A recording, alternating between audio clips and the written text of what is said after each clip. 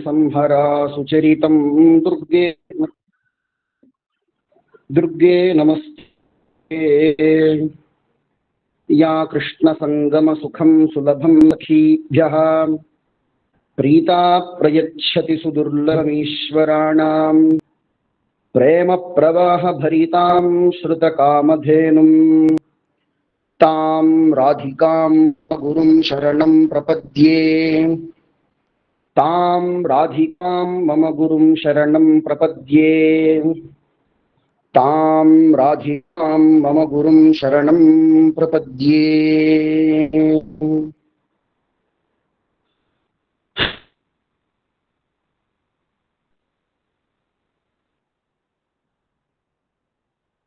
பிரம்ம வைவர்த்தம் அப்படிங்கிற ஒரு புராணத்துல வியாசர் அழகான ஒரு ஸ்லோகத்தை எழுதுறார். என்ன ஸ்லோகம் அப்படி என்றால்,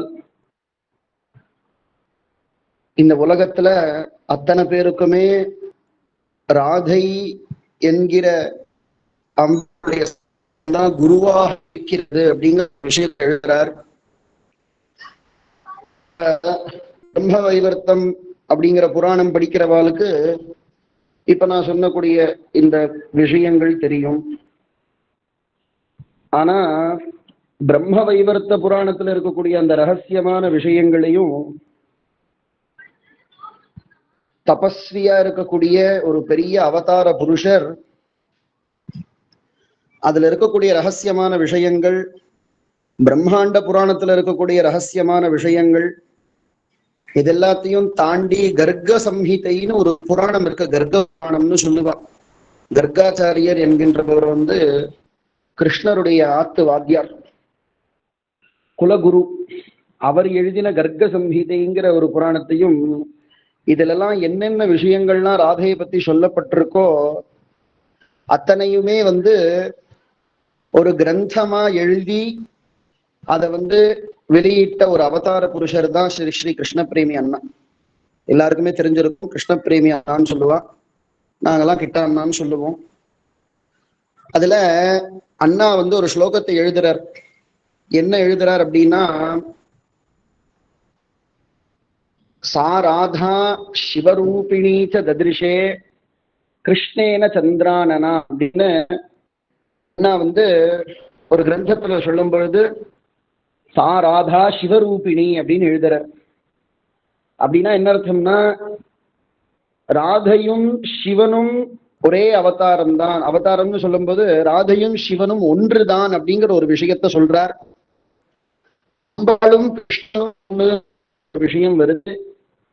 இதெல்லாம் நம்ம நிறைய பிரம்ம வைவர்த்தம் அப்படிங்கிற அந்த புராணத்துல நல்லா ஆராய்ச்சி பார்த்தோம்னா இந்த விஷயங்கள்லாம் நமக்கு நல்லா தெரியும். இப்ப எதுக்கு இந்த விஷயங்கள்லாம் சொல்றேன் அப்படின்னா, யாரு இந்த ஸ்ரீவித்யை அப்படிங்கிற வர்க்கத்துல இருக்காலோ, யாரு ஸ்ரீவித்யை பத்திலாம் நாம தெரிஞ்சுக்கணும், அதுல எத்தனையோ விஷயங்கள் இருக்கே, அதனுடைய தத்துவங்கள்லாம் தெரிஞ்சுக்கணும்னு யார் ஆசைப்படுறாளோ அவெல்லாம் முதல்ல தெரிஞ்சுக்க வேண்டிய முதல் விஷயமே என்ன அப்படின்னா,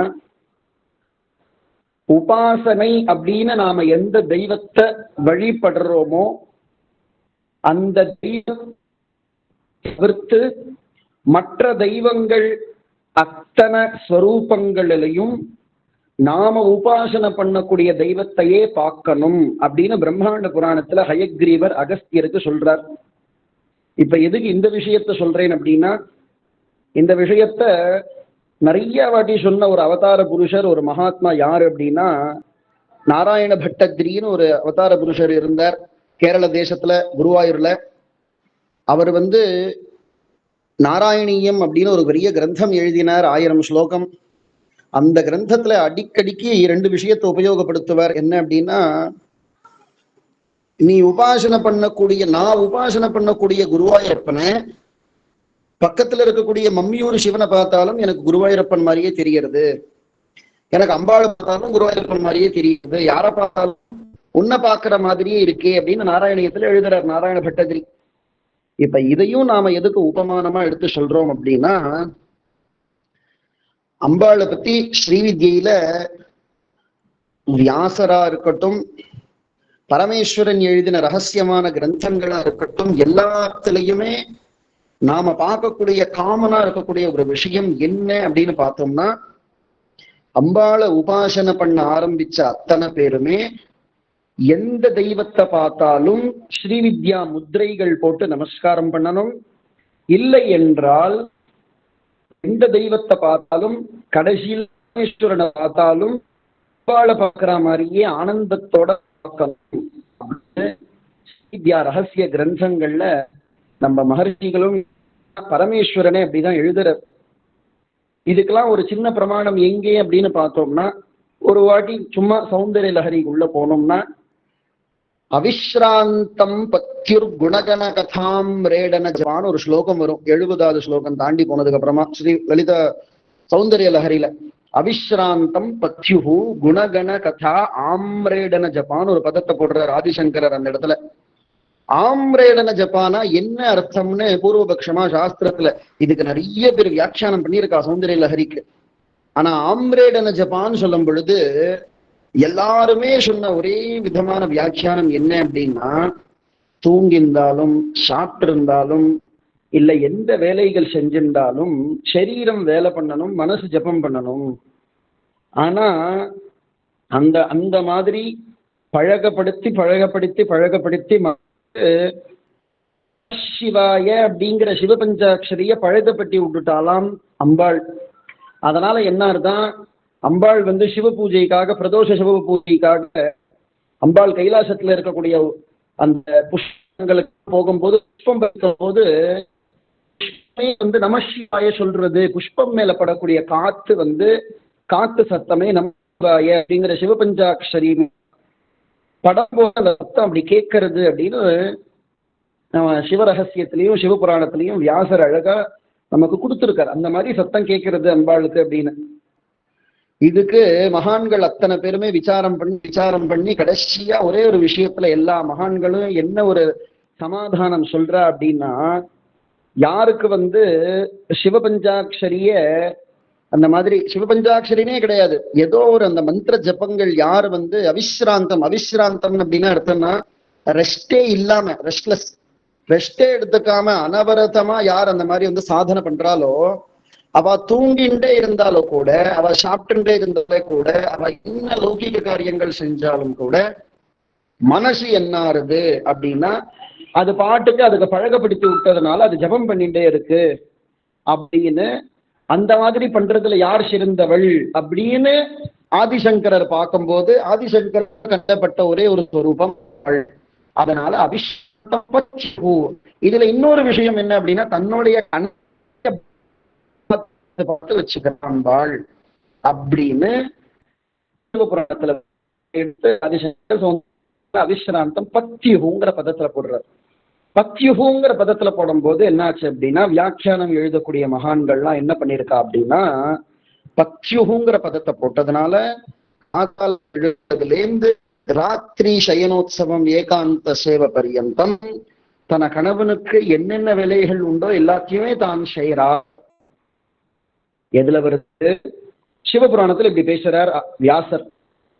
ஆனா நாம தேவி பாகவதம் படிச்சோம்னா, அதே வியாசர் எழுதின தேவி பாகவதத்தை படிச்சோம்னா, தேவி பாகவதத்துல ரகசியமான ஒரு விஷயம் நிறைய பேருக்கு தெரிஞ்சிருக்கலாம். ஏன்னா நீங்க நெல்லை சஹஸ்ரநாம மண்டலி அப்படிங்கிறது பல வித்வான்களை வச்சு நிறைய சதஸ்கள் நடத்துறதுனால, பல பேர் நிறைய விஷயங்கள்லாம் பேசுறதுனால அடிக்கடிக்கு யாரோ ஒருத்தர் கண்டிப்பா சொல்லியிருப்பா.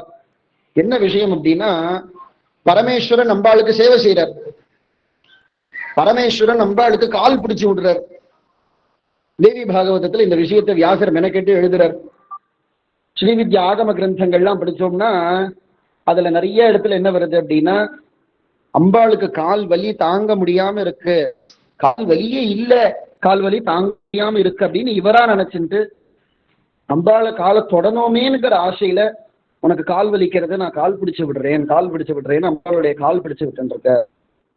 இதெல்லாத்தையும் தாண்டி தேவி பாகவதத்துல இருக்கக்கூடிய இன்னொரு அழகு என்ன அப்படின்னா, அம்பாள் மேல உக்காண்டிருக்கா, பரமேஸ்வரன் கீழே உக்காந்து அம்பாளை ரசிச்சுட்டு இருக்கார் அப்படின்னு சொல்ற தேவி பாகவதத்துல. இதெல்லாத்தையும் தாண்டி அம்பாள் சிம்ஹாசனத்துல உட்காந்துருக்கா, பரமேஸ்வரன் கீழே உட்காந்து அம்பாளுடைய காலில் இருக்கக்கூடிய நகங்கள்ல என்னென்னலாம் இருக்கு, தேவர்கள்லாம் வந்து நமஸ்காரம் பண்ணி போறாலே அந்த காலில் இருக்கக்கூடிய நகங்கள்லாம் ரொம்ப ஷார்ப்பா எடுத்து, அந்த ஷார்ப்பா இருக்கக்கூடிய நகம் யார் மேலேயும் பட்டு எந்த விதமான சிரமமும் வந்துடக்கூடாது அப்படின்னு பரமேஸ்வரன் என்ன பண்றாரா, அந்த நகத்துல வந்து தான் வந்து சாஃப்ட் படுத்துறார் அப்படின்லாம் பேசுறது தேவி பாகவதம். இதெல்லாத்தையும் தாண்டி அம்பாளை எப்படி பார்க்கணும் அப்படிங்கிறதே பரமேஸ்வரன் தான் சொல்லி தரார். அதுவும் நமக்கு தேவி பாகவதத்துலதான் வருது. பரமேஸ்வரன் அம்பாளை எப்படி ஆராதனம் பண்ணணும் அப்படிங்கிறது நிறைய தாந்திரிக கிரந்தம்னு சொல்லுவா, தந்திர கிரந்தங்கள்னு சொல்லுவா. தந்திர கிரந்தங்கள் அத்தனையுமே பரமேஸ்வரன் தான் எழுதினர். ருத்ரயாமல தந்திரம், கௌரி தந்திரம், மகாரணவம், என்ன கிரந்தங்களை எடுத்தாலும் சரி எல்லாம் பரமேஸ்வரன் சொன்னதுதான். அப்படி பரமேஸ்வரன் சொல்லக்கூடிய அந்த கிரந்தங்கள் அத்தனையுமே பார்க்கும் பொழுது என்ன ஒரு விஷயம் தெரியறது அப்படின்னா, முதல்ல அம்பாளை எப்படி பார்க்கணும்னு பரமேஸ்வரன் சொல்லி தரார் நமக்கு. ஏன் அப்படின்னா, அம்பாள் முதல்ல சொல்லக்கூடிய ஒரே ஒரு விஷயம் என்ன அப்படின்னா, நீ ஸ்திரீ ஆகாம அம்பாளை பூஜை பண்ணவே முடியாது. நீ ஏன்னா ஒரு ஸ்திரீ அம்பாளை பூஜை பண்றா அப்படின்னா தான் அம்பாளை அடையணும்னு பூஜை பண்றா. நீ புருஷனா இருக்காய், நீ புருஷனா இருக்கும் பொழுது நீ அம்பாளை பூஜை பண்ணும் பொழுது உனக்குள்ள ஸ்திரீ தத்துவம் தான் இருக்குன்னு பேசுற. நீ புருஷனே இல்ல, நீயும் ஸ்திரீ தான் அப்படின்னு பேசுறார் பரமேஸ்வரன். அது எங்க புரியும் அப்படின்னா, எந்த இடத்துல புரியும் அப்படின்னா, உங்களுக்கு எல்லாம் அழகா புரியுற மாதிரி சொல்லணும்னா, அபீத குச்சாம்பாள் என்ன ஸ்வரூபத்துல இருக்காலோ அருணாச்சலேஸ்வரன் அப்படிதான் இருக்க. அருணாச்சலேஸ்வரனை நான் புரிஞ்சுக்கணும்னா நான் அபீத குச்சாம்பாள் ஆளுன்னா நான் புரிஞ்சுக்கவே முடியாது. அப்ப எனக்குள்ள எல்லா புருஷர்களுக்குள்ளையும் ஸ்திரீ தத்துவம் தான் இருக்கு அப்படின்னு பரமேஸ்வரன் பேசிட்டே வர்றார் எல்லா விஷயத்திலையும். இப்ப நாம பேசக்கூடிய கிரந்தத்துக்குள்ள போனோம்னா அம்பாளுக்கு இருக்கிறதுலயே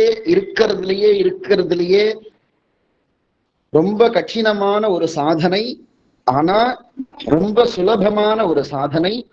ஆனாலும் இதெல்லாத்தையும் தாண்டி அந்த சாதனைய அவள் நினைச்சா மட்டும்தான் பண்ண முடியும் அப்படின்னு பரமேஸ்வரன் முத்திரை போட்டு சொல்றார். அந்த சாதனை தான் அம்பாளோட நவாவரணார்ச்சனை அப்படிங்கிற பூஜை. எதனால அப்படி சொல்றார் அப்படின்னு, தேவி அப்படிங்கிற உபாசனையில வழிபாட்டுல ஸ்ரீவித்யில அர்ச்சனை தான் பிரதானமே. அந்த அர்ச்சனை நாம எந்த அதுக்கு எத்தனை முறைகள் இருக்கு அப்படிங்கறத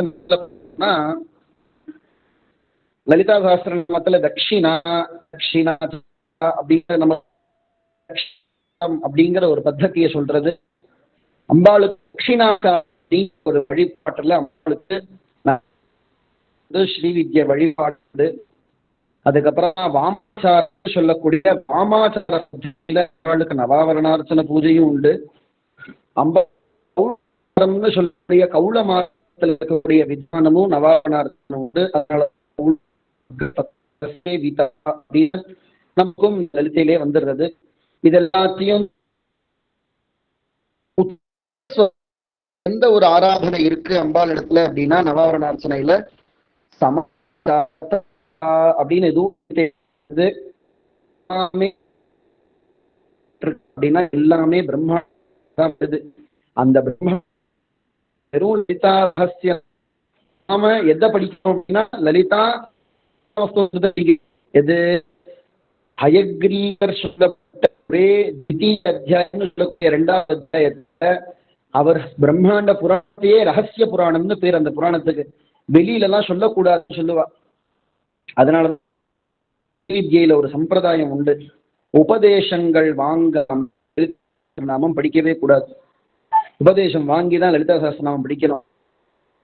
பிறந்தாச்சு அப்படின்னாலே எல்லாருமே ஜாதி வர்ண பேதமே இல்லை. ஏன்னா ஸ்ரீவித்யில அம்பாள் அழகா ஒரு விஷயத்த சொல்லுவாதே,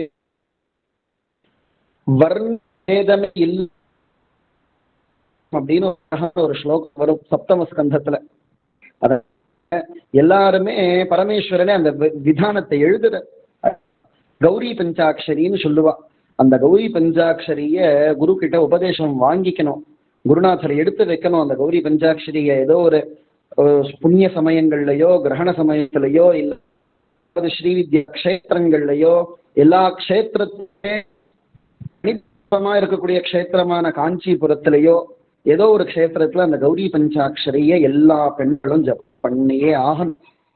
இதை நான் சொல்லல, ரகசிய புராணம் படிச்சவாளுக்கு தெரியும், பிரம்மாண்ட புராணம் படிச்சவாளுக்கு தெரியும். ஏன்னா கௌரி பஞ்சாட்சரிய ஜபம் பண்ணும்போது ஹயக்ரீவர் கௌரி பஞ்சாட்சரி பண்ற கண்கள் வேற.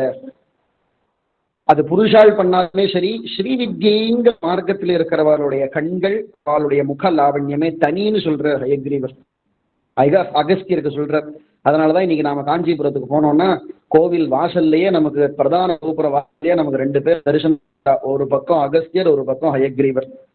அதனால இந்த அம்பாளுடைய நவாவரணார்ச்சன பத்ததியே ரகசியமா எல்லா விஷயங்களும் உபாசனா பத்ததிகள் அத்தனையுமே பிரம்மாண்ட புராணத்தை சொல்லி மனுஷியர்கள் அத்தனை பேருமே பிரம்மாண்ட புராணங்கள்லாம் படிக்கக்கூடிய எண்ணம் யாருக்கு வரப்போறது இல்லையா? எங்க வந்துருமோ, எங்க வருது, யாருமே அதை படிக்கணுங்கிற எண்ணமே வரமாட்டேங்கிறது அப்படின்னு அந்த அனுகிரகம் பண்ணணுங்கிற ஒரு பரம கிருப்பையால லலிதா ரகசிய நாமத்துல எல்லா ரகசியங்களும் எழுதி கொடுத்த ஹயக்ரீவர்.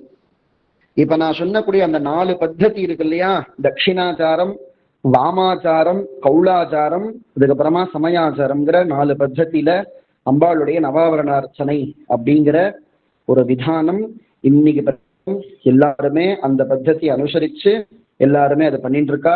அம்பாளுடைய நவாபரணார்ச்சனைக்கு தனியா ஒரு தனித்த ஒரு பெருமையை சொல்லணும் அப்படின்னா அந்த நவாபரணார்ச்சனை பண்றவா சாஸ்வத கைலாசத்துலதான் இருப்பாளே தவிர்த்து, மணித்வீபத்துலதான் இருப்பாளே தவிர்த்து அந்நிய உலகங்களுக்கு கனவுல கூட போக மாட்டா அப்படின்னு பரமேஸ்வரன் முத்திரை போடுற. ஏதாவது நம்ம பெரிய பெரிய ஆபீஸ்ல எல்லாம் ஷீல் போடுறா இல்லையா, அந்த ஷீல் போடுற மாதிரி பெரிய ஸ்டாம்ப், சென்ட்ரல் கவர்மெண்ட் ஸ்டாம்ப் போட்டா எப்படி வேல்யூ அது ஜாஸ்தியோ அந்த மாதிரி இந்த இடத்துலலாம் என்ன அப்படின்னா பரமேஸ்வரனை முத்திரை போடுறார். அம்பாளுடைய நவாவரணார்ச்சனை அப்படிங்கிற சாதனை பண்றவா கைலாசத்துலதான் இருப்பாளே தவிர்த்து வெளியில இருக்கவே மாட்டா. அந்நிய லோகங்கள்லாம் கொடுக்கறதுக்கு எண்ணமே கிடையாது அம்பாளுக்கு அப்படின்னு பேசுறார். ஏன்னா இதை பத்தி நிறைய தந்திர கிரந்தங்கள்ல வந்திருக்குன்னு இதுக்கு முன்னாடி தான் சொன்னேன். அதனால அந்த விஷயத்துல நாம பார்க்கும்போது அம்பாளுடைய நவாபரணார்ச்சனையில நிறைய விஷயங்கள் உண்டு. பொதுவா எல்லாருமே என்ன க்ஷமிக்கணும் அப்படின்னா டாபிக்கோ ரொம்ப பெருசான டாபிக் 9 நாளும் கொடுத்தா கூட 9 நாளும் நவாபரணார்ச்சனை பத்தியே பேசணும், அவ்வளோ இருக்கு விஷயங்கள், அவ்வளோ இருக்கு. ஏன்னா மகர்ஷிகள்லாம் அவ்வளோ கொடுத்துருக்கா. ஆனா காலம் கம்மியா இருக்கிறதுனால அதுல என்னால எவ்வளவு சொல்ல முடியுமோ அவ்வளவு சொல்லி சொல்லி சொல்லி புரிய வைக்கணுங்கிறதா என்னுடைய எண்ணம். ஏன்னா அப்படி இத்தனை பேர் கேட்கிறா, அந்த இத்தனை பேர்ல யாராவது ஒருத்தருக்காவது அந்த உண்மையான அந்த அந்த நம்ம நிஜமா அந்த புஸ்தகத்தை திறந்து பார்க்கணுங்கிற யாராவது ஒருத்தருக்கு தோணுனா கூட அது நான் தன்யனாவேன் அப்படிங்கிற ஒரு சின்ன எண்ணத்துலதான் அவ்வளவு விஷயங்கள் சொல்றேன். ஏன்னா பிரம்மாண்டம் அப்படிங்கிற நம்ம பாகவதம் படிக்கிறோம், பாகவதத்துல 18 ஸ்கந்தங்கள் இருக்கு, அத்தனை விஷயங்கள் இருக்கு, எல்லாமே நமக்கு தெரியும். நிறைய பாகவத சப்தாகம் பண்றோம், ராமாயண நவாகம் பண்றோம், சுந்தரகாண்டம் பண்றோம், லஹரி படிக்கிறோம், எல்லாம் படிக்கிறோம்.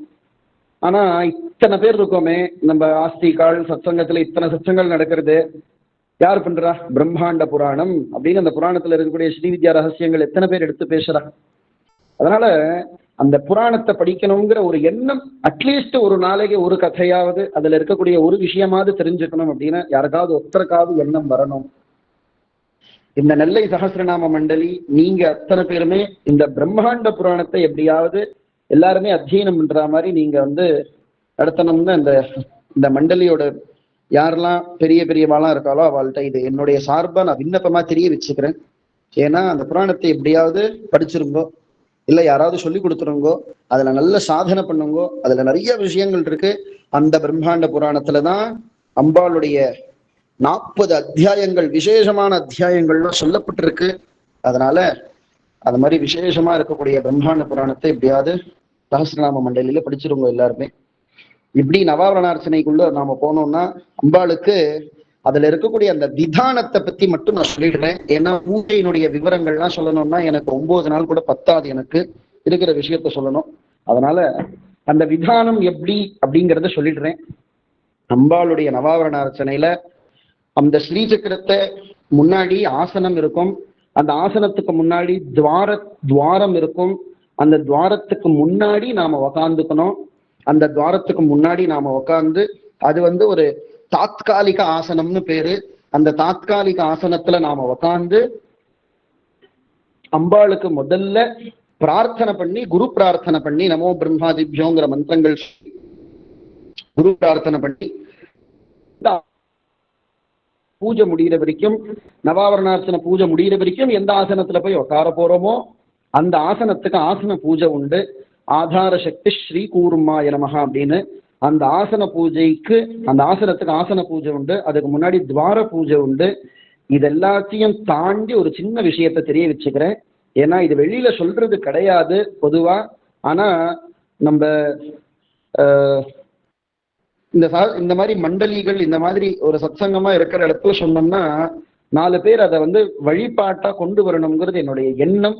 அதனால என்ன அப்படின்னா, அம்பாள் சம்பந்தப்பட்டது எந்த ஒரு விஷயமா இருந்தாலும் அட்லீஸ்ட் வாய் அந்த அந்த உச்சாரணை பண்ணும் பொழுது, லலிதா சகஸ்ரநாமம் படிக்கிறோம் அப்படின்னா படிக்கிறதுக்கு முன்னாடி அட்லீஸ்ட் வாயை ஒரு இலக்காவோ ஏதோ ஒண்ணு போட்டுன்ட்டு படிக்க ஆரம்பிங்கோ. வெறும் வாயில படிக்கிறது பரமேஸ்வரனுக்கு பிடிக்காது. ஏன்னா அந்த ஆசனங்கிறது நவாவரண ஆசன பூஜைக்கு துவார பூஜை தாம்பூ நைவேத்தியம் உண்டு. அந்த தாம்பூ முடிச்ச உடனே அந்த நைவேத்திய தாம்பூலத்தை யார் நவாவரண அர்ச்சனை பண்றாரோ அவர் அந்த தாம்பூலத்தை போட்டுக்கணும். தாம்பூல பூரித்த முக அப்படின்னு தான் வருது ஆவரணார்ச்சனையில. அதனால அந்த தாம்பூலத்தை போட்டுன்ட்டு தான் அம்பாளுடைய மந்திரங்களை உச்சாரணம் பண்ணணும். ஏன்னா கண்டது சாப்பிட்டுருப்போம், ஏதோ வாயில இருக்கும், என்னென்னமோலாம் வயிற்றுக்குள்ள போனதுக்கு அப்புறமா வாயிலிருந்து வரும்போது துர்நாற்றத்தோட அம்பாளுடைய மந்திரங்கள் வெளியில வரவே கூடாது. அட்லீஸ்ட் தாம்பூலம் இல்ல, தாம்பூட்டுக்கிறதுக்கு சிரமமா இருக்கு, முடியாது, ஏதோ ஒரு காரணங்கள் இருக்குன்னா ஒரு கிராம்பு அந்த கிராம்பு போட்டோம்னா வாயு சுகந்தமாயிடும். இல்ல ஒரு ஏலக்காவாவது போட்டணும். இல்ல ஏதோ அந்த சுகந்தமா எது சொல்லப்பட்டிருக்கோ அந்த சுகந்தமா இருக்கக்கூடிய ஏதோ ஒரு இதை போட்டுன்ட்டு அம்பாளுடைய மந்திரங்கள் பாராயணம் பண்ணணும். வெறும் செஞ்சு இனிமேல் யாரும் பண்ணாதீங்கோ. ஏன்னா யாராவது காலங்காத்தால எழுந்து அந்த பற்களை தேக்காம நம்ம முகத்துக்கு முன்னாடி உட்காந்து பேசினா எப்படா இவன் கிளம்பி போவான் அப்படின்னு நாம நினைப்போமோ, அது என்ன விஷயமா வேணா இருக்கட்டுமே இல்லையா? காலங்காத்தால எழுந்து பல்லே தேய்க்காம அந்த வாயில ஜொல்லோட ஒருத்தன் நம்மள்ட்ட பேசினானா நம்மளுடைய மனசுல இருக்கக்கூடிய எண்ணங்கள் எப்படி இருக்கும்னு எதிரில் இருக்கிறவனுக்கு தெரியாது. ஏன்னா அவன் அப்படி திட்டி போனாம இல்லையா? அப்ப நம்மளுடைய வாயிலிருந்து துர்கந்தம் வரும்போது அந்த துர்கந்தத்தோட அம்பாளுடைய மந்திரங்கள்லாம் சொல்றோம், லலிதை சொல்றோம் அப்படின்னா அம்பாள் உட்காந்துப்பாளா அப்படின்னு நமக்கு யோசிக்கணும்.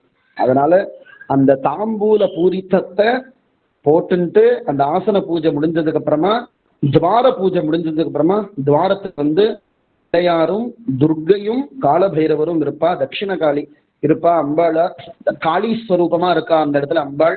அதனாலதான் நீங்க பார்த்தேன்னா காஞ்சிபுரத்துக்கு போனேன்னா அம்பாள் அந்த இடத்துல மேல பிள்ளையார் இருப்பார். துவாரத்துல நீங்க பார்த்தேன்னா ஒரு பக்கம் காளிங்கிற ஸ்வரூபத்துல அம்பாள் துர்கையா இருப்பா, ஆனா அந்த இடத்துல இருக்கிறது காளி. அதனால ஒரு பக்கம் பைரவர் இருப்பார். அதனால அந்த துவார பூஜை முடிச்சுட்டு, துவாரம் வைக்கணும்னு அவசியம் கிடையாது. துவாரம் எந்த இடத்துல பூஜை பண்ணாலும் அந்த பூஜைக்கு முன்னாடி துவாரம் இருக்குங்கிறத பாவனையாவது வச்சு அந்த துவார பூஜை முடிச்சு ஆசன பூஜை முடிச்சுட்டு அந்த ஆசனத்துல உக்காந்தாச்சு அப்படின்னா பூஜை முடிகிற வரைக்கும் நவாவரணார்ச்சனையில 2 ஸ்ட்ரிக்டான ரூல்ஸ் இருக்கு ஆகமத்துல. என்ன அப்படின்னா, நவாவரணார்ச்சனை பண்ணும் போது யாராவது பேசினா அப்படின்னா அவ எவ்வளவு பெரிய வித்வானா இருக்கட்டும் அந்த பூஜை பலிக்காதுன்னு பரமேஸ்வரன் சொல்ற. நவாவரணார்ச்சனை பூஜை பண்ணும்போது பேசக்கூடாது. 2வது விஷயம் என்னன்னா, நவாவரணார்ச்சனை பூஜையில எழுந்து போகக்கூடாது பூஜை முடிகிற வரைக்கும். தேவிக்கு ஹாரதி இருக்கும், அஷ்டஹாரதி இருக்கும், அந்த ஷோடச ஹாரதி இருக்கும். ஒவ்வொரு சம்பிரதாயத்திலும் ஒவ்வொரு விதானமா இருக்கும். அந்த அட்லீஸ்ட் அந்த ஹாரதி முடிகிற வரைக்குமாவது மத்திய பூஜையில வரும் அந்த ஹாரதி, அதை எழுந்து பண்ணணும். அந்த மத்திய பூஜை வரைக்குமாவது எழுந்துக்கவே கூடாது. ஸ்ட்ரிக்டான ரூல், பரமேஸ்வரனா கொடுத்த ரூல் என்ன அப்படின்னா, அம்பாளுடைய நவாவரணார்ச்சனை பூஜையில உக்காந்ததுக்கு அப்புறமா நமக்கு அசௌச்சம் வந்தா கூட எழுந்து கூடாது. அந்த அசௌச்சமே கிடையாது. அம்பாள் பூஜை முடிச்சு, தர்ப்பணம் முடிச்சு, பலி பூஜை முடிச்சு, கடைசியில அம்பாளை யதாஸ்தானம் பண்ற வரைக்கும் அந்த ஸ்ரீவித்யோபாசகனுக்கு தீட்டே கிடையாது. ரெண்டே இடத்துல உண்டு இந்த மாதிரி. எந்த இடத்துல அப்படின்னா, சோமயாகம், அக்னிஷ்டோமயாகம், அத்திக்திஷ்டோமம், வாஜபேயம், பவுண்டரீகம் அப்படின்னு யஜ்ஞங்கள்லாம் உண்டு. அந்த யஜ்ஞங்கள் பண்ணும்போது அவளுக்கு தீட்டே இருக்காது, அவளுக்கு தீட்டே கிடையாது யஜ்ஞங்கள் பண்ணும்பொழுது. அதே மாதிரி நவாவரணார்ச்சனை பண்ணும் பொழுது அம்பாள் இடத்துல உக்காந்தாச்சு அப்படின்னா பூஜை முடிகிற வரைக்கும் எழுந்துக்கவே கூடாது, பூஜை முடிகிற வரைக்கும் யார்கிட்டையும் பேசவே கூடாது. இது எல்லாத்தையும் தாண்டி பூஜை முடிகிற வரைக்கும் அம்பாளுடைய அந்த மந்திரங்கள்ல பரமேஸ்வரன் அழகா ஒரு விஷயத்த சொல்றாரு. என்ன அப்படின்னா, எப்ப நீ அம்பாளுடைய அர்ச்சனையை நீ அர்த்தத்தோட தெரிஞ்சுக்கிறியோ உன்னால எழுந்துக்கவே தோணாது உனக்கு அப்படின்னு பரமேஸ்வரன் சொல்றார். இதேதான் ஹயக்ரீவரும் பிரம்மாண்ட புராணத்துல லலிதோபாக்கியானம்னு ஒரு 42 அத்தியாயம் இருக்கு பிரம்மாண்ட புராணத்துல. அந்த லலிதோபாக்கியானத்துல ஹயக்ரீவர் சொல்றார், உனக்கு எழுந்துக்க தோன்றதா? அப்ப தோன்றது அப்படின்னா நீ மனுஷியனா அப்படின்னு கேட்கிறார் ஹயக்ரீவர். அதனால நவாவரணார்ச்சனையில உக்காந்தாச்சு அப்படின்னா எழுந்துக்க தோணக்கூடாது. இன்னொரு சின்ன விஷயம் என்ன அப்படின்னா, பொதுவா இன்னைக்கு இருக்கிற காலகட்டத்தை பத்தி நம்ம பார்த்தோம்னா, இன்னைக்கு இருக்கிற ஒரு காலகட்டத்துல கணீசபக்ஷம் ஹீனபக்ஷம் அம்பாளுடைய நவாவரண அர்ச்சனை 6 மணி நேரம் முடிகிறது. 6 மணி நேரம், 6 hours ஆகும். It will complete. அதனால அந்த 6 மணி நேரம் இத்தனை விஷயங்கள் இருக்கு. இப்ப ஆசனத்துல உக்காந்தாச்சு, நம்ம ஆசனத்துல உக்காந்ததுக்கு அப்புறமா ஸ்ரீசக்கரத்துக்கு ஒரு பக்கம் நெய்யில தீபம், ஒரு பக்கம் எண்ணெயில தீபம். கிருத தீபோ தட்சிணஸ்யா சுமாமதா அப்படின்னு சூத்திரம். ஒரு பக்கம் நெய்யில எரியணும், ஒரு பக்கம் எண்ணெயில தீபம் எரியணும். அதுக்கு முன்னாடி கண்டைக்கு பூஜை உண்டு. ஹே கண்டே சுஸ்வரே பீఠே கண்டாத்வன விபூஷே வாதயந்தி பரானந்தே கண்டாதேவம் பிரபூஜையத்துல கண்டா பூஜை உண்டு. இதெல்லாம் முடிச்சதுக்கு அப்புறமா இப்ப அம்பாளோட பூஜைக்கு ஸ்ரீசக்கரத்துக்கு முன்னாடி, அம்பாளுக்கு முன்னாடி பாத்திராசாதனம் அப்படின்னு சொல்லுவா. அந்தந்த பாத்திரங்கள்னு இருக்கும். ஒவ்வொரு சம்பிரதாயத்திலையும் தட்சிணாச்சார சம்பிரதாயத்திலையும் 2 விதங்கள் உண்டு. ஒரு சம்பிரதாயம் உண்டு. அதுக்கப்புறமா சாந்தானந்தி சுவாமிகள்னு சொல்லுவா, கேள்விப்பட்டிருப்பேன். அவர் அந்த ஸ்ரீவித்யை உண்டு. காமாட்சி சம்பிரதாயம் ஸ்ரீ. அதுக்கப்புறம் பாத்திராசாதனங்கள்ல நிறைய வித்தியாசங்கள்லாம் உண்டு. அந்த பாத்திராசாதனங்கள் இருக்கும் முன்னாடி. பாத்திராசாதனம்னா என்ன அர்த்தம்னா, அந்த ஸ்ரீசக்கரத்துக்கு முன்னாடி முதல்ல அர்க்ய பாத்திரம் உண்டு. இது எல்லாத்தையும் தாண்டி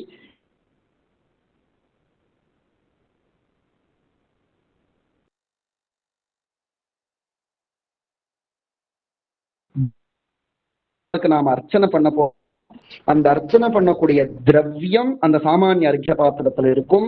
அந்த சாமானிய அர்க்ய பாத்திரத்துக்கு கீழே யந்திரம் போடணும். யந்திரத்தை போட்டு அந்த யந்திரங்கள்ல ஒவ்வொரு கோணத்துக்கும் ஒவ்வொரு தேவதைகள் இருப்பா. அந்தந்த தேவதைகளுக்கு அர்ச்சனை பண்ணணும். அந்தந்த தேவதைகளுக்கு அர்ச்சனை பண்ணதுக்கு அப்புறமா சாமானிய அர்க்ய பாத்திரத்தை வைக்கணும். சாமானிய அர்க்ய பாத்திரத்துல அந்த எந்த திரவியத்தை போடுறோமோ அந்த திரவியம் அதுக்குள்ள போடணும். இந்த திரவியத்தை போட்டதுக்கு அப்புறமா அந்த சாமானிய அர்க்ய பாத்திரத்துக்கு பூஜை உண்டு. அதுல இருக்கக்கூடிய ஆவாகனங்கள் உண்டு. அதுக்கப்புறமா என்ன வரும் அப்படின்னா, அதுக்கப்புறமா சாமானிய அர்க்ய பாத்திரத்துக்கு அப்புறமா கலசம் இருக்கும். அம்பாளோட பூஜைக்கு உண்டான கலசம். அந்த கலச பாத்திரத்தினுடைய ஆவாகனம் இருக்கும். அந்த கலச பாத்திரத்தினுடைய யந்திரம் இருக்கும். அந்த யந்திரம் நாம கையாலேயே போடணும். சந்தனத்தினால போடணும், இல்லைன்னா குங்குமத்தினால போடலாம். அந்த யந்திரத்தை போடணும். அந்த யந்திரம் போட்டு அந்த யந்திரையில அர்ச்சனை, அந்த யந்திரத்துல அர்ச்சனை உண்டு. அந்த கலசம் வைக்க, அந்த கலசத்துக்கு பக்கத்துல சங்க பாத்திரம்னு சொல்லுவா, சங்கம். அதனால அந்த சங்க பாத்திரம் இருக்கும். அந்த சங்கத்துக்கு கீழே யந்திரம் போட்டு யந்திரத்துக்கு பூஜை உண்டு. அந்த சங்கத்துக்கு ஸ்டாண்டா ஒண்ணு இருக்கும். பக்கலாம் இங்கிலீஷ்ல சொல்லணும்னா ஸ்டாண்டு, சங்கத்துக்கு சொல்லணும்னா ஆதார சக்தின்னு சொல்லுவா. அதுக்கு அந்த ஆதார சக்தி சங்க பாத்திரத்தை தாங்கக்கூடிய பாத்திரத்துக்கு அர்ச்சனை உண்டு. அதுக்கப்புறமா சங்கத்துக்கு அர்ச்சனை உண்டு. அதுல ஆவாகனம் உண்டு. அந்த ஆவாகனம் தேவதைகள்லாம் ஆவாகனம் பண்ணதுக்கு அப்புறமா அந்த சங்கத்துல ஜலம் போடணும். அந்த ஜலம் ஹீனபக்ஷம் போடணும்னு சொல்லுவாங்க. சௌக்கியம் இருக்கு அப்படின்னா குங்குமம் பாத்திரம், சங்க பூஜை உண்டு. அதுக்கப்புறம் சொல்லக்கூடிய விசேஷார்க்க பாத்திரம் உண்டு.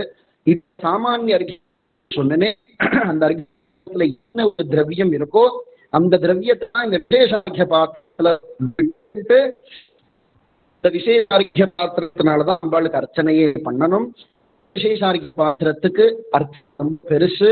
ஏன்னா அதுல அகாராதி பர்யந்தம் எல்லா அதுல ஆவாகனம் பண்ணணும், அர்ச்சனை பண்ணணும். இது எல்லாத்தையும் தாண்டி யந்திரத்தை எழுதி யந்திரத்துக்கு பூஜானதுக்கு அப்புறமா பாத்திரத்தினுடைய ஆதாரமா என்ன இருக்கோ அந்த பாத்திரத்துக்கு பூஜை பண்ணதுக்கு அப்புறமா விசேஷார்க்கிய பாத்திரம் பெற்றதுமா அந்த விசேஷார்க்கிய பாத்திரத்தை எந்த சாமானிய அர்க்கிய பாத்திரத்துல இருக்கும் அதுக்கும் அதிகம் அந்த திரவியத்தை எடுத்து எப்ப விசேஷார்க்கிய பாத்திரத்துல போடுறோமோ அந்த பாத்திரத்துல க்ஷணத்துல அமிர்தம்னு பேரு.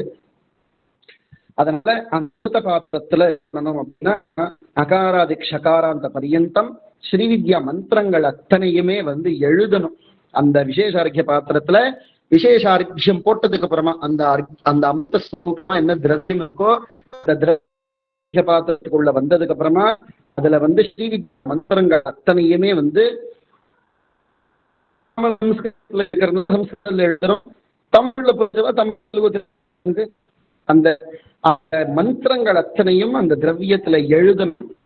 பொதுவா சம்ஸ்கிருதத்துல எழுதிட்டு இருக்கோம், பரவா சமீப ஏன்னா அனாதி காலமா சம்ஸ்கிருதத்துல எழுதிட்டு இருக்கு. இப்ப பரவாயில்ல என்ன பண்ற அப்படின்னா இந்த மொழிகள் கத்துக்காம இருக்கிறதுனால இதெல்லாம் ஒரு சில இருக்கு. அதனால மந்திரங்கள் அத்தனையும் விசேஷார்க்கிய பாத்திரத்துல எழுதினதுக்கு அப்புறமா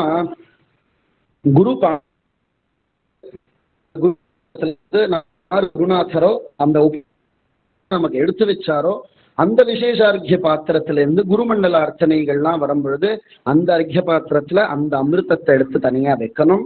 அதுக்கப்புறமா ஆத்ம பாத்திரம்னு உண்டு. ஆத்ம பாத்திரத்திலேயே எடுத்து ஆத்ம பாத்திரத்திலையும் வைக்கணும். இது எல்லாத்தையும் தாண்டி இந்த விசேஷார்க்கிய பாத்திரத்துல இருக்கக்கூடிய திரவியம்னு அது அம்பாளுக்கு முன்னாடி தனியா வைக்கணும். இது எல்லாத்தையும் தாண்டி இந்த திரவியம் நம்ம கையில வச்சுட்டு அர்ச்சனை பண்ணுவோம். ஏன்னா சில பேர் பில்வத்தினால அர்ச்சனை பண்ணுவா, சில பேர் என்ன பண்ணுவான்னா இஞ்சிய திரிகோணமா போட்டு அந்த இஞ்சியில வச்சுட்டு அர்ச்சனை பண்ணுவா. வாமாக்கார அர்ச்சனை. ராதே கிருஷ்ணா சார், மன்னிக்கணும் எக்ஸ்கியூஸ் மீ சார், மன்னிக்கணும் உங்களை இன்டரப்ட் பண்றதுக்கு. கொஞ்சம் உங்க வாய்ஸ் பிரேக் ஆகுது சார். சோ நீங்க கேக்குற சொல்ற ஒரு சில வார்த்தைகள் கேட்கல. ஓ அப்படியே இப்ப கேக்குறது? கேக்குது சார், நடுவுல கொஞ்சம் பிரேக் ஆகுது. ஒருவேளை கொஞ்சம் பொசிஷன் மாத்தி சில முக்கியமான வார்த்தைகள் தவறி இருந்ததுனால மன்னிக்கணும் இன்டரப்ட் பண்றதுக்கு. ஆரம்பத்துல இருந்து பிரேக் ஆகி வருது. இப்ப கேக்குது, பட் இடையில பிரேக் ஆகுது. அப்படியா? ஓ அப்படியா, சரி. அதனால அந்த அதுக்கப்புறமா குரு பாத்திரம் உண்டு, ஆத்மா பாத்திரம் உண்டு. இது அத்தனையும் அந்த ஸ்தானத்துல என்ன வைக்கணுமோ அதெல்லாம் உண்டு. அதுக்கப்புறமா அம்பாளுக்கு முதல்ல அங்கன்யாச கரன்யாசங்கள்னால் அம்பாளுக்கு அர்ச்சனை உண்டு. நாம அங்கன்யாச கரன்யாசங்கள் பண்ணணும். அங்கன்யாச கரன்யாசங்கள் நாம பண்ணதுக்கு அப்புறமா பூஜைகள் உண்டு. அந்த சஷ்டி உபசார பூஜை உண்டு அம்பாளுக்கு. அதுல நிறைய விஷயங்கள் உண்டு. அம்பாளுக்கு அபிஸ்நானங்கள்லாம் உண்டு. இதுக்கு முன்னாடி நான் சொல்லியிருக்கேனான்னு தெரியல, போன வருஷம் நான் பேசும்போது அதுல அந்த சதுஷ்டி உபசார பூஜையில அழகா ஒரு வார்த்தை வரும். அந்த வார்த்தைய என்ன சொல்லுவார் அப்படின்னா, பரமேஸ்வரன் அம்பாள் உபச்சாரம் பண்றார். உபச்சாரம் பண்ணும் பொழுது கைலாசத்துல ஒரு திரவியம் கிடைக்கிறதா. பரமேஸ்வரன் அந்த திரவியத்தை எடுத்து அரைச்சி வச்சிருக்கார். என்ன வச்சிருக்காருன்னு அம்பாள் இவ்வளவு ரகசியமா ஒரு அர்ச்சனையில ஒரு திரவியத்தை வச்சிருக்காரு, எனக்காக வச்சிருக்கேன்னு சொன்னார். அந்த சமயம் வரும்போது பரமேஸ்வரன் தரேன் அப்படிங்கிறார். அது என்ன திரவியம்னு பார்த்தோம்னா, இன்னைக்கு ஆங்கில பாஷையில அதுக்கு லிப்ஸ்டிக்னு பேரு, சம்ஸ்கிருதத்துல அதுக்கு அதர யாவகம்னு பேரு. நீங்க சதுஷ்டி உபசார பூஜையில நீங்க படிச்சீங்கன்னா அதர யாவகம் கல்பயாமி நமஹா அப்படின்னு உண்டு. அந்த அம்பாளுக்கு வந்து சிவப்பா அந்த அந்த அதரத்துக்கு தடவணும்னு ரொம்ப ஆசையம், அம்பாளுக்கு தடவிக்கணும்னு ரொம்ப ஆசையம். அதனால பரமேஸ்வரன் சொல்றார், என்னுடைய பாரியையான அம்பாளுக்கு வந்து அந்த அதரம் வந்து இன்னும் கொஞ்சம் சிவப்பா இருக்கணும்னு நான் ஆசைப்படுறேன். அதனால வந்து கைலாசத்துல இருக்கக்கூடிய திரவியங்கள்லாம் சிலதை எடுத்துன்னு வந்து நான் தயார் பண்ண நானே மனைவிக்கு தடவி விட்டுருக்கேன், நானே என்னுடைய மனைவிக்கு அதை கொடுத்துருக்கேன் அப்படின்னு சொல்றார். அதனால எங்க வாத்தியார் அழகா சொல்லுவார், என்ன அப்படின்னா, யாராவது லிப்ஸ்டிக் போடுறேன் அப்படின்னு ஆசையா கேட்டாருன்னா உடனே நீ போய் வாங்கி கொடுத்துடுறா அப்படின்னு சொல்லுவாங்க. ஏன்னா அது போட்டா அது என்னமோ தெரியாத ஒரு ஆனந்தம் இருக்கும் அந்த லிப்ஸ்டிக் போட்டா மட்டும். அதனால அந்த அந்த லிப்ஸ்டிக் போடணும் அப்படின்னு அவெல்லாம் ரொம்ப ஆசைப்படுவா. அந்த ஆசைப்படுற விஷயம் அம்பாலே ஆசைப்படுறா. கைலாசத்துல பரமேஸ்வரனே ஆட்சி கொடுக்குற அப்படின்னு சொல்றா. அதனால அந்த அதர யாபகம்னு ஒரு, அதுக்கப்புறமா இன்னொரு அழகான ஒரு விஷயம் என்ன அப்படின்னா, ரொம்ப ஜில்லுன்னு இல்லாம ரொம்ப சூடு இல்லாம மத்தியமா இருக்கக்கூடிய ஜலத்துல அம்பாள் வந்து ஸ்னபனம் கொடுக்கிறார் பரமேஸ்வரன். அம்பாளுடைய ஸ்னபனமே வந்து ஒரு அந்த மிதமான குளிர் மிதமான சூடா இருக்கக்கூடிய ஜலத்துல அம்பாள் குளிக்கிறா அப்படிங்கிற விஷயம் வந்து ரொம்ப ஜில்லுன்னு இருக்கிற இதுல எல்லாம் அம்பாள் குளிக்கல. அது வந்து காலத்துக்கு தக்க பரமேஸ்வரன் ஏற்பாடு பண்றாரு அப்படின்னு நமக்கு அர்ச்சனையில வருது. அந்த மாதிரிதான் பண்ணணும். இப்பெல்லாம் வந்து என்னென்னமோ நமக்கு கையில கிடைச்சதெல்லாம் வந்து அபிஷேகமா பண்றோம், அப்படிலாம் பண்ணக்கூடாது. அதற்கெல்லாம் வந்து நிறைய ரூல்ஸ் அண்ட் ரெகுலேஷன்ஸ் எல்லாம் பரமேஸ்வரனே எழுதி வச்சிருக்கார். வெயில் காலமா இருந்தது அப்படின்னா அந்த டெம்பரேச்சருக்கு என்ன தண்ணியோ அந்த தண்ணியில தான் ஸ்ரீசக்கரத்துக்கு அபிஷேகம் பண்ணணும். மழை காலமா இருந்தது அப்படின்னா மிதமான சூடுல தான் ஸ்ரீசக்கரத்துக்கு அபிஷேகம் பண்ணணும். ரொம்ப குளிர்காலமா இருக்கு தாங்க முடியாது அப்படின்னா சூடு அதிகம் பண்ணி அந்த அபிஷேகம் பண்ணணும். பச்சை தண்ணி எல்லாம் விடவே கூடாதுன்னு சொல்லுவார். இதெல்லாம் சம்ஸ்கிருதத்திலே பிரமாணம் உண்டு. இதுக்கு எல்லாத்துக்குமே சூத்திரங்கள் பிரமாணமே உண்டு இதுக்கெல்லாம். அந்த மாதிரி அம்பாளுக்கு அபிஷேகம் ஸ்னப்பனம் இந்த விஷயங்கள்லாம் நடக்கும். அதுக்கப்புறமா அக்னி கலா, சோமகலா, வன்னி கலா, இது எல்லாமே அம்பாளுக்கு ஆவாகனம் உண்டு. நாமளும் எல்லா கரண்யாசம் திருப்பி திருப்பி நிறைய வந்துட்டே இருக்கும். அந்த வன்னிகலை, சோமகலை, சிந்திரகலை அத்தனை ஆவாகனங்கள் அத்தனை விஷயங்கள் இருக்கும் அதுல. அதர பூஷாய நமஹ, பூஷாயாமி, விஸ்வே தேவாய நமஹ, அப்படின்னு நிறைய மந்திரங்கள் வந்து இருக்கும். அந்த அத்தனை சோமகலா, சூரியகலா மந்திரங்கள் அத்தனையும் ஆவாகனம் நடக்கணும். இதெல்லாம் நடக்கும் போது இடையில இடையில இடையில இடையில நைவேத்தியம் இருந்துட்டே இருக்கும். நவாவரண அர்ச்சனை நைவேத்தியம் உண்டு. இது எல்லாத்தையும் தாண்டி முதல்ல குருமண்டல அர்ச்சனை, கணபதிக்கு ஆவரண அர்ச்சனை உண்டு ஸ்ரீ சக்கரத்திலேயே. அந்த கணபதி எந்த தேவதைக்கு ஆவரணார்ச்சனை பண்ணாலும், இப்ப சண்டி இருக்குன்னா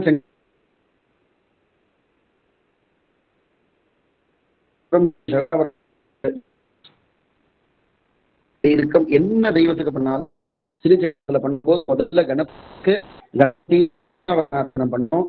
பாகியினுடைய கால ஷடாவரணார்ச்சனை பண்ணணும். அதுக்கப்புறமா அர்ச்சனை கொடுத்தாலோ அந்த உபதேசம் நம்ம ஒவ்வொரு மண்டலத்துக்கும் நைவேத்தியம் உண்டு.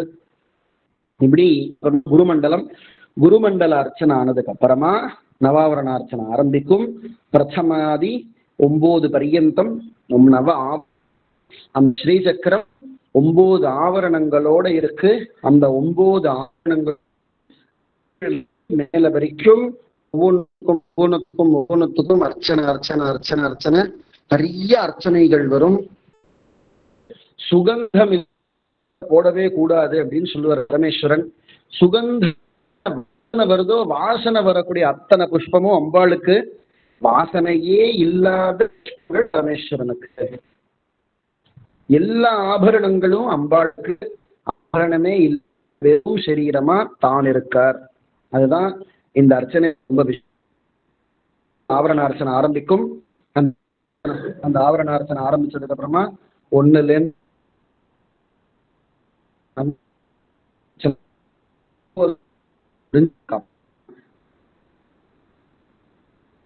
அந்த பஞ்ச ஆவரண உண்டு. அந்த பஞ்சபஞ்சிக ஆவரணார்ச்சனை முடிச்சதுக்கு அப்புறம் அங்க அம்பாளுக்கு வந்து மகா நைவேத்தியங்கள்லாம் உண்டு. இந்த பலி சமர்ப்பணம், அதுக்கப்புறமா ஹோம விதி உண்டு. ஹோம விதிங்கிறது நாம வீட்டுல பண்ணிக்கிறோம்னா பண்ணணும். ஹோமம் மந்திரங்கள் ஜபினாலே போதும். இது எல்லாத்தையும் தாண்டி அதுக்கப்புறமா அம்பாளுடைய யதாஸ்தானம் உண்டு. யதாஸ்தானம் முடிச்சதுக்கு அப்புறம் விசேஷாரோக்கிய பாத்திரத்துல என்ன ஊற்றி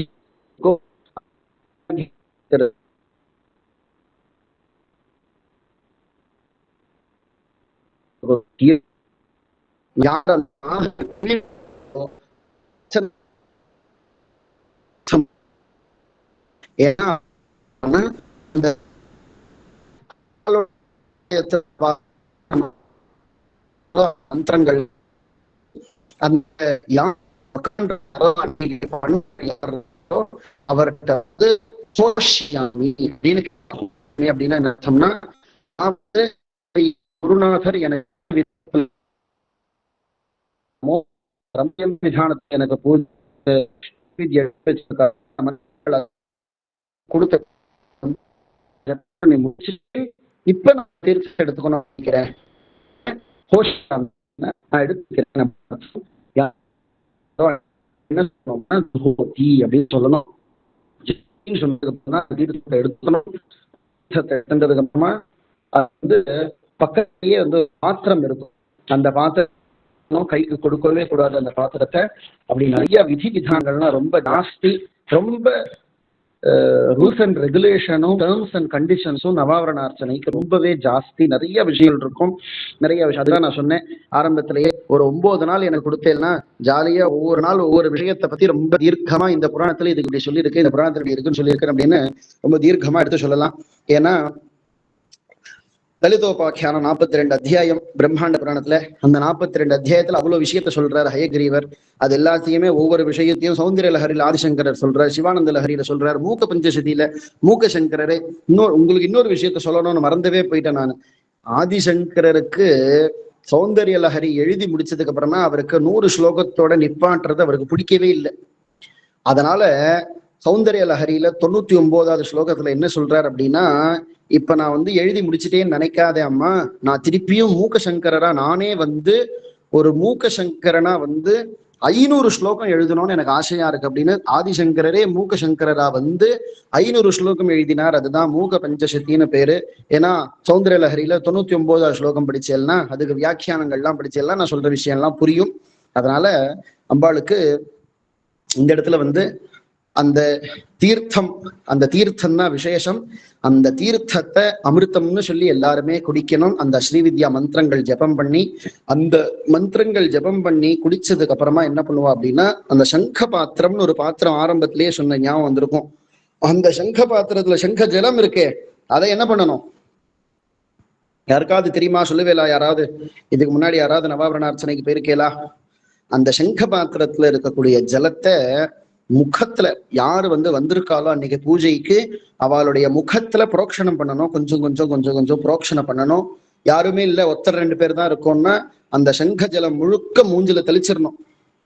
நாமெல்லாம் அம்பாள் பார்க்க போனோம்னா, காமாட்சி அம்பாளை பார்க்க போனோம்னா அம்பாளுக்கு தினமும் 3 காலத்துல அபிஷேகம் உண்டு. அதுல சங்க அபிஷேகம் முடிச்ச உடனே அந்த சங்க ஜலத்தை அம்பாளுக்கு பண்ண உடனே அந்த அபிஷேகம் ஜலம் கீழே வரும்போது சங்கத்தினால பிடிப்பா. அந்த பிடிச்சி அந்த யாரெல்லாம் அந்த அபிஷேகத்துல உட்காந்துருக்காலோ அந்த சங்க ஜலத்துல எடுத்து மூஞ்சில அப்படியே அடிப்பா, முகத்துல அடிப்பா. அந்த முகத்துல வாங்கிக்கணும் அந்த ஜலத்தை. வாங்கியாச்சுனாலே போதும், நமக்கு வந்து கைலாசத்துல டிக்கெட் கன்ஃபார்ம் அப்படின்னு சொல்லுவார் எங்க வாத்தியார்லாம். நவாவரண அர்ச்சனை பூஜை எங்க நடந்தாலும் வாடா போயிட்டு சங்கஜலம் வாங்கிட்டு வருவோம், கைலாசத்துல ஒரு டிக்கெட் போடுவோம் வாடா அப்படின்னு சொல்லுவார் எங்க வாத்தியார்.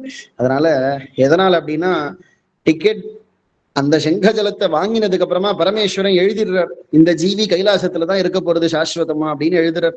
அதனால எதுக்கு இவ்வளவு விஷயங்கள் சொல்றேன் அப்படின்னா, அம்பாள் வந்து அந்த அர்ச்சனைய பண்ணும் பொழுது, இதுக்கு முன்னாடி நான் ஆரம்பத்துல நான் ஒரு சின்ன விஷயம் சொன்னேன், ஞாபகம் இருக்கா?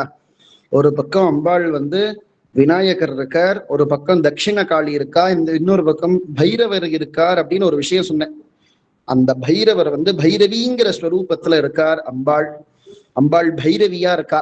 அதனாலதான் வந்து தசமகா வித்யிலேயே அம்பாளுக்கு ஒரு ரூபம் பைரவி. அம்பாளுடைய பைரவிங்கிற ரூபம் ரொம்ப ரொம்ப விசேஷமான ரூபம். அந்த பைரவிங்கிற தேவதைய உபாசனம் கொடுத்து வச்சா மட்டும்தான் பண்ண முடியும், இல்லைன்னா பண்ணவே முடியாது. அது பைரவி. அந்த பைரவிங்கிற விஷயத்துல 8 விதமான பைரவி உண்டு.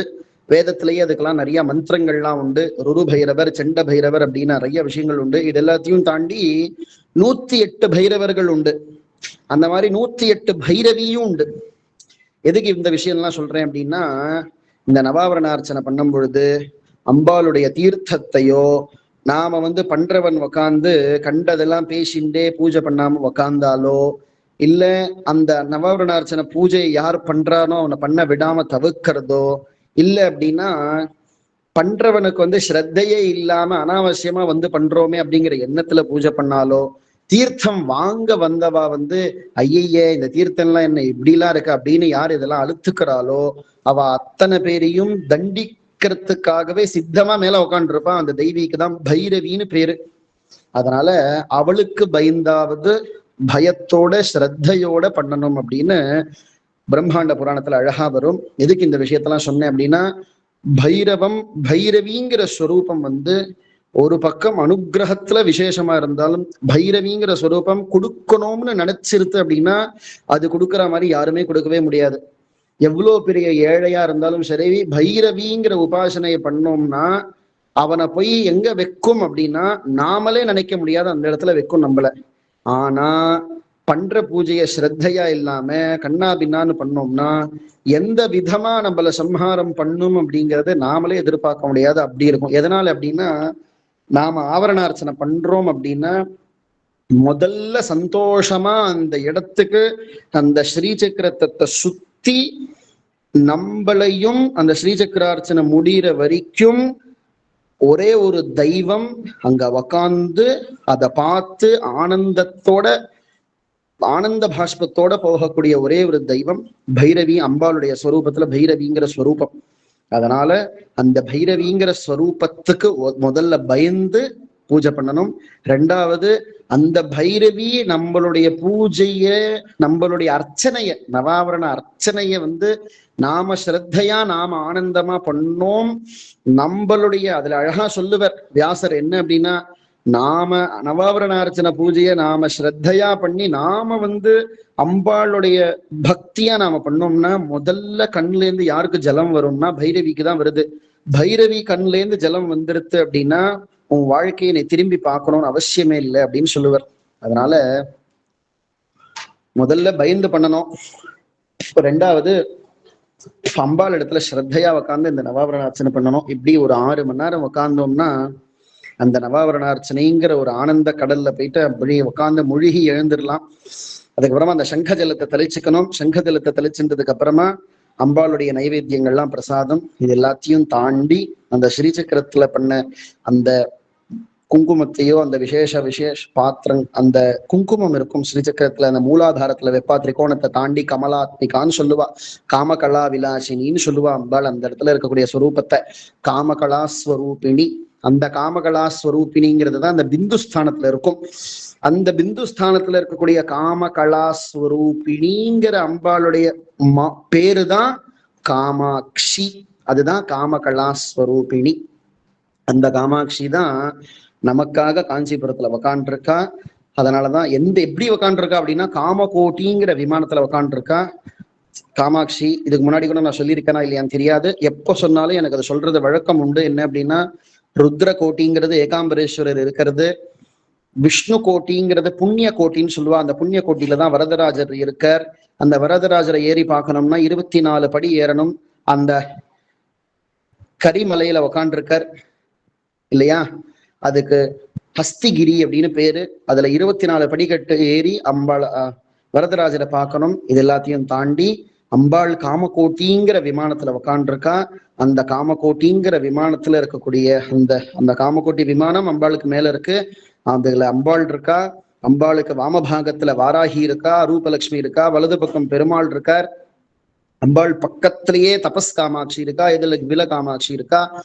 இப்படியாக சகல தேவதைகளோடையும் அம்பாள் காஞ்சிபுரத்துல காமாட்சிங்கிற ஸ்வரூபத்துல உட்காந்துருக்கா. ஒரே ஒரு விஷயம்தான் சொல்லுவேன் நானு, என்ன அப்படின்னா, வாழ்க்கையில என்ன கவலையா இருந்தாலும் சரி, ஏதோ போய் லட்சம் லட்சமா கொடுத்தோ கோடி கோடியா கொடுத்தோ ஏதோ பண்ற, என்னென்னமோலாம் பண்றா. ஆனா எதை பண்ணணுமோ அதை பண்ண மாட்டேங்கிறான் அப்படின்னு ஹயக்ரீவர் பிரம்மாண்ட புராணத்துல சொல்றார்.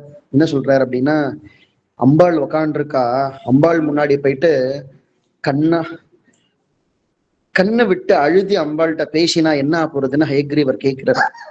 நீ பேசினா கேட்க மாட்டாளா என்ன அப்படின்னு அம்பாள் ஹயக்ரீவர் கேட்கிறார். அதனால ஆனந்த பாஷ்பத்தோட பேசினா ரிசீவ் பண்ணிக்கிறதுக்கு அம்பாள் காஞ்சிபுரத்துல சித்தமா இருக்கா. அதனால அந்த இடத்துக்கு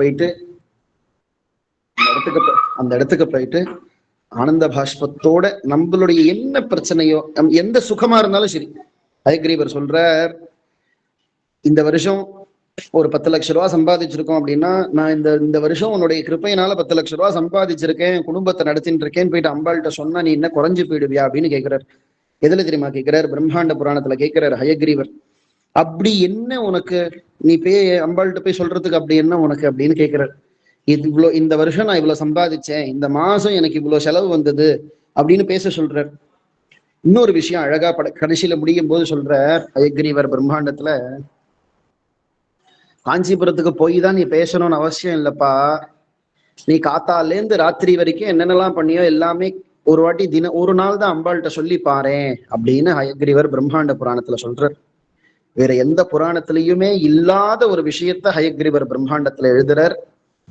தினமும் காத்தாலேருந்து ராத்திரி வரைக்கும் நாம பண்ணது, 4 பேரை கெட்ட வார்த்தையில திட்டினது, அந்த கெட்ட வார்த்தையுமே நாம பார்த்தோம்னா பாரத தேசத்துல அத்தனை மொழிகள் இருக்கு, அத்தனை மொழியிலையும் இருக்கக்கூடிய ஒரு வரஸ்டான ஒரு விஷயம் என்னன்னா, கெட்ட வார்த்தை அத்தனைமே பெண்களுடைய வார்த்தைகளா தான் நாமளே உபயோகப்படுத்துறோம்.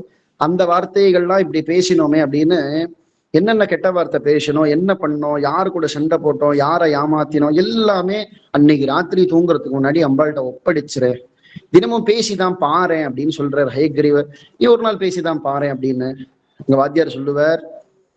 அப்படிலாம் பேச முடியுமா, பேச வந்துருமா அப்படின்னு எங்க வாத்தியார் கேள்வி கேட்பார். அதனால அம்பாளுடைய நவாவரண அர்ச்சனைய முதல்ல ஆர்வமா அதை கத்துக்கணுங்கிற எண்ணம் வரணும், அதுல இருக்கக்கூடிய விஷயங்கள்லாம் தெரிஞ்சுக்கணுங்கிற ஒரு எண்ணம் வரணும்.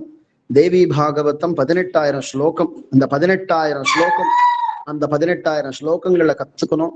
அது எல்லாத்தையும் தாண்டி பிரம்மாண்ட புராணம் படிக்கணும். அந்த பிரம்மாண்ட புராணத்துல நமக்கெல்லாம் ஒரு அத்தியாயம் தெரியும், அதுதான் லலிதா சஹஸ்ரநாமம்.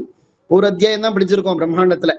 உலகத்துல அத்தனை பேருமே படிச்சுட்டா, நிறைய பேர் படிச்சுட்டா, பல கோடி மக்கள், பல லட்சம் பேர் லலிதா சஹஸ்ரநாமம் மட்டும்தான் படிச்சிருக்கா. எதுல? பிரம்மாண்ட புராணத்துல. மிச்ச நிறைய அத்தியாயங்கள் இருக்கு. லலிதோபாக்கியானம்னு 40 அத்தியாயம் இருக்கு, அதெல்லாம் யாரும் படிக்க மாட்டேங்கிறா, சில பேர் தான் படிக்கிறா. அதனால இந்த தில்லை சஹஸ்ரநாம மண்டலியில லலிதோபாக்கியானம்னு சொல்லக்கூடிய 42 அத்தியாயம் பிரம்மாண்ட புராணத்துல எப்படியாவது யார்கிட்டையாவது நீங்க எல்லாருமே அதை கத்துக்கணும்னு நான் நிஜமா நான் விரும்புறேன். ஏன்னா கொஞ்சம் கொஞ்சமா அதை ரசிக்க ஆரம்பிக்கும் பொழுது அதுல இருக்கக்கூடிய ஆனந்தம் தெரியும். వాళ్ళకి పాఠం చెప్తున్నా తల్లి, పాఠం చెప్తున్నామ్మా. మీకు బాల పూజ స్వరూపం కదా, బాలమ్మ కదా, పూజకు వస్తా ఉండమ్మా. அதனால என்ன பண்ணணும் அப்படின்னா, அர்த்தத்தோட தெரிஞ்சுக்கும் பொழுதுதான் ஆனந்த பாஷ்பம் வரும் அப்படின்னு சொல்லுவார் ஆதிசங்கரர் சகிருதபியேன முராரி சமர்ச்சாங்கிறதுல.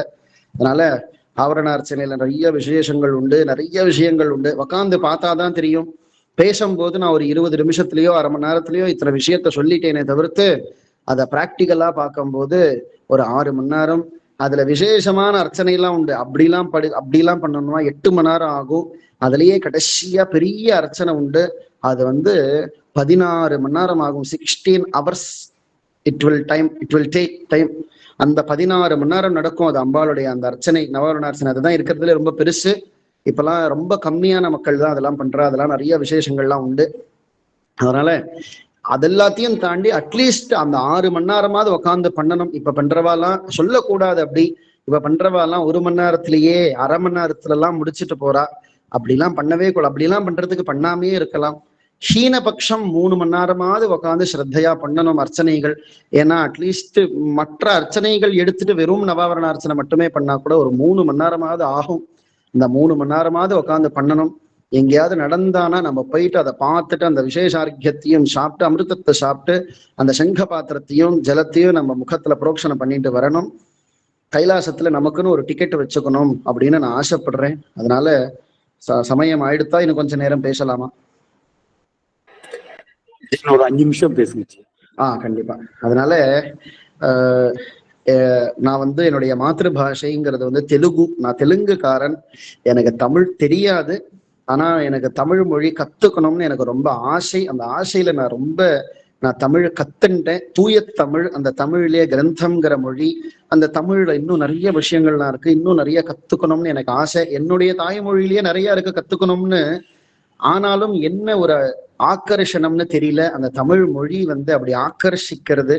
அது ஏதோ இந்த கிராஸ்பிங் பவர்னு சொல்லுவா இல்லையா, அந்த ஆக்கர்ஷண சக்தி அந்த மொழிக்கு இருக்கு. அதனால எங்கேயோ ஆந்திர தேசத்துல விஜயவாடால அம்பாள் துர்கை, இங்க விஜயவாடால அம்பாள் கனக துர்காங்கிற ஸ்வரூபத்துல இருக்கா அம்பாள் துர்கை. அந்த துர்கை அம்பாளுடைய வாசத்துல பிறந்தாலும் அம்பாள் காஞ்சிபுரம் வழிக்கு இழுத்துன்ட்டு அந்த மொழியை கத்துக்கணும்னு ஆசையை கொடுக்குறா. அந்த மொழி கத்துக்க இன்னும் நிறைய பேசணும்னு எனக்கு ரொம்ப ஆசை. எனக்கு மொழியில தப்பு இருந்ததுன்னா, ஏதாவது தப்புகள் இருந்ததுன்னா என்னை மன்னிச்சுக்கணும். நான் எல்லாருமே க்ஷமாபணம் கேட்டுக்கிறேன். ஏன்னா எனக்கு இன்னும் நிறைய பேசணும் அப்படின்னு ஆசை, தமிழ்ல நிறைய பேசணும் அப்படின்னு. அதனாலதான் எங்க சிங்கப்பூர் சுவாமிநாதன் மாமாவுக்கு தமிழ்ல கிளாஸ் சொல்றதுக்காகவே சிங்கப்பூர்ல இருக்கக்கூடிய அத்தனை தமிழ்காரர்களும் நிறைய பேருக்கும் ராதே குருகுலம்னு வச்சு நிறைய பேருக்கு நிறைய புராணங்கள் சொல்லி கொடுத்துட்டு இருக்கேன். வெறும் எதுக்காக அப்படின்னா, புராணம் சொல்லி கொடுக்கணுங்கிற எண்ணம் முதல்ல இருந்தாலும் அதையும் தாண்டி இருக்கக்கூடிய ஒரு விஷயம் என்னன்னா, தமிழ்ல பேசக்கூடிய ஒரு ஆப்பர்ச்சுனிட்டி வருது. அதனால சொல்லி கொடுத்துட்டு இருக்கேன். அதனால ஒரு 9 வருஷமா அது பாட்டு நடந்துட்டு இருக்கு. இல்ல எல்லாத்துக்கும் காரணம் யாரு அப்படின்னா காஞ்சி மகாபிரிவா தான் காரணம். அதுக்கு அவர் இல்லைன்னா இதெல்லாம் நடந்துறதுக்கு வாய்ப்பே கிடையாது. அதனால 16 வருஷம் ஒரு வேதத்தை படிக்கணும்னா ரொம்ப சிரமம். அதுலயும் கனாந்தம் படிச்ச கனபாடிகள் அப்படின்னு ஆகணும்னா, நிறைய இடத்துல பரீட்சைகள்லாம் கொடுத்து பெரிய கனபாடிகள்லாம் ஆகணும்னா ரொம்ப சிரமப்படணும். நிறைய சிரமங்கள் உண்டு. எல்லாத்தையும் தாண்டி மகாபிரிவா அனுகிரகம் இருக்கணும். அந்த மகாபிரிவாளுடைய அனுகிரகத்துல வேதம் முடிச்சு, கனாந்தம் முடிச்சு, புராணங்கள்லாம் படிச்சு, எல்லாருக்குமே லோக க்ஷேமத்துக்காக நிறைய தர்ம காரியங்கள் பண்ணிண்டே, வைதிகம்ங்கிற விற்த்தியில இருந்துட்டு வேதத்தை சம்ரக்ஷணம் பண்ணிண்டே, நிறைய பேருக்கு வேதம் சொல்லி கொடுத்துட்டே, இதெல்லாத்தையும் தாண்டி தமிழ்ல இருக்கக்கூடிய நிறைய பழமையான கிரந்தங்கள்லாம் எடுத்து, ஏன்னா அந்த பெரிய புராணத்துல சுந்தரமூர்த்தி நாயனார் அழகா முதல்ல ஆரம்பிக்கும் போதே என்ன சொல்றார்? தில்லைவாழ் அந்தனர்த்தம் அடியார்க்கும் அடியேன் அப்படின்னு சொல்றாரு இல்லையா. அந்த தில்லை அப்படிங்கிற ஒரு ஊர் இருக்கு. அந்த தில்லைங்கிற ஊர்ல ஒருத்தர் உக்காண்டிருக்கார். ஆகாசத்திலேருந்து கைலாசத்திலேருந்து தானே இங்க உக்காண்டிருக்கேன் அப்படின்னு வேற எங்கேயும் போகாம தமிழ்நாட்டுல சிதம்பரம்ங்கிற க்ஷேத்திரத்தை தான் ஆனந்த ஸ்வரூபமா உக்காண்டிருக்கார் பகவான் சாக்ஷாத் பரமேஸ்வரன், அந்த நடராஜர். அதனால அவரை பார்த்து எழுதின நிறைய இந்த புராணங்கள், சுந்தரமூர்த்தி நாயனார் பெரிய புராணம்லாம், ஒரு தெலுங்குக்காரன் நான் தமிழ் மொழி கத்துட்டு நான் பெரிய புராணம் படிக்கும் போது இப்படி இருக்கே இந்த புராணம், இப்படி எழுதியிருக்கிற வியாசருக்கு சமமா எழுதியிருக்காரே அப்படின்னு ஆனந்த பாஷ்பம் வரும். அதனால இந்த பெரிய புராணம் தமிழ்ல இருக்கக்கூடிய நிறைய விஷயங்கள்லாம் எல்லாருமே படிக்கணும். அதுல இருக்கக்கூடிய நிறைய விஷயங்கள்லாம் தெரிஞ்சுக்கணும். ஏன்னா சம்ஸ்கிருதத்துல இருக்கக்கூடிய அத்தனை விஷயத்திலையும் தமிழ்ல எழுதிட்டு போயிட்டா முன்னோர் மகான்கள் அத்தனை பேரையுமே. அதனால அது எல்லாத்தையும் படிக்கணும். பெரிய வாச்சான் பிள்ளைன்னு ஒரு சுவாமி இருக்கார், யாருக்காவது தெரிஞ்சிருக்கும்னு நினைக்கிறேன். வைஷ்ணவ சம்பிரதாயத்துல இருக்கிறவாளுக்கெல்லாம் தெரியும். அவர் ராமாயணத்துக்கு ஒரு வியாக்கியானம் எழுதியிருக்கார். அந்த மாதிரி ஒரு வியாக்கியானம் யாருமே இது வரைக்கும் எழுதினதே இல்லை. அந்த மாதிரி வியாக்கியானம் படிக்கணும்னா தமிழ் கத்துன்ட்டே ஆகணும். பெரிய வாச்சான் பிள்ளையினுடைய வியாக்கியானம் படிச்சாதான் ராமாயணமே புரியறது, இல்லைன்னா புரிய மாட்டேங்கிறது. சுந்தரகாண்டம் புரியணும்னா கோவிந்தராஜ்யம்னு ஒரு வியாக்கியானம், பெரிய வாச்சான் பிள்ளையினுடைய வியாக்கியானம் படிக்க வேண்டியதா இருக்கு. அதுக்கும் தமிழ் மொழி கத்துக்க வேண்டியதா இருக்கு. அதனால இந்த தமிழ் நிறைய நான் என்னுடைய மாத்திரு பாஷை வேற, ஆனா இங்க வந்திருக்கேன். உங்க அத்தனை பேருக்குமே தமிழ் தாய் மொழியா இருக்கு. அந்த தாய் மொழியில இருக்கக்கூடிய உங்களுடைய தாய்மொழியில இருக்கக்கூடிய வைபவத்தை நீங்க தெரிஞ்சுட்டு அதுல இருக்கக்கூடிய எல்லா கிரந்தங்களையும் படிச்சு, அதுக்கப்புறமா முடிஞ்சா பிரம்மாண்ட புராணம், இல்ல பிரம்மாண்ட புராணமே படிக்கிறதுக்கு சிரமம்னா அட்லீஸ்ட் 42 அத்தியாயமா இருக்கக்கூடிய லலிதோபாக்கியானம் வரைக்குமாவது நீங்க படிக்கணுங்கிறது என்னுடைய எண்ணம். அப்படி படிச்சோம்னா இந்த நவாவரணார்த்தன பூஜையில இருக்கக்கூடிய நிறைய விஷயங்கள் தெரிஞ்சுக்கலாம். எல்லாமே அம்பாளுடைய ஸ்வரூபம். சர்வம் ஸ்ரீ ஜெகதம்ப சரணாரவிந்தார்ப்பணமஸ்து தத்சத் பிரம்மார்ப்பணமஸ்து. பொதுவா இதெல்லாம் முடிக்கும் போது எனக்கு ஏதாவது வேதத்துல ஏதாவது ஒரு பஞ்சாயத்தி சொல்லணும்னு ஒரு ஆசை. அதனால ஒரே ஒரு பஞ்சாயத்தி சொல்லிடுறேன், எல்லாருமே கேளுங்கோ. ஓம்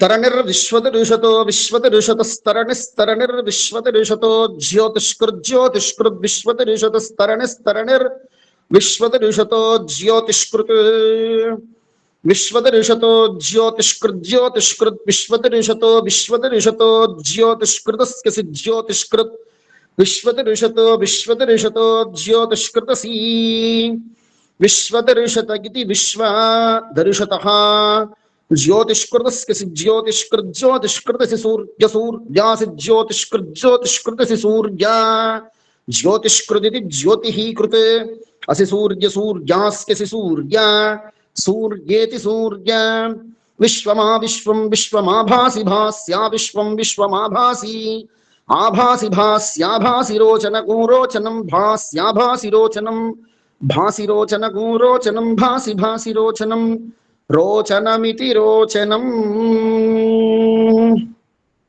शतमानं भवति शतायुः पुरुषः शतेन्द्रियः आयुष्येवेन्द्रिये प्रतितिष्ठति वेदोक्तं परिपूर्णम् आयुष्यं भूयास्तामिति भवन्तः श्रीमन्तो महान्तो न गृह्णन्तु तथास्तु। सर्वं श्री राधिका चरणारविन्दार्पणमस्तु तत्सत् ब्रह्मार्पणमस्तु। तां राधिकां मम गुरुं शरणं प्रपद्ये तां राधिकां मम गुरुं शरणं प्रपद्ये तां राधिकां मम गुरुं शरणं प्रपद्ये। எல்லாருக்குமே ராதே ராதே. ராதே கிருஷ்ணா ராதே கிருஷ்ணா. ரெக்கார்டிங் ஆஃப் பண்ணிருங்க ஜி.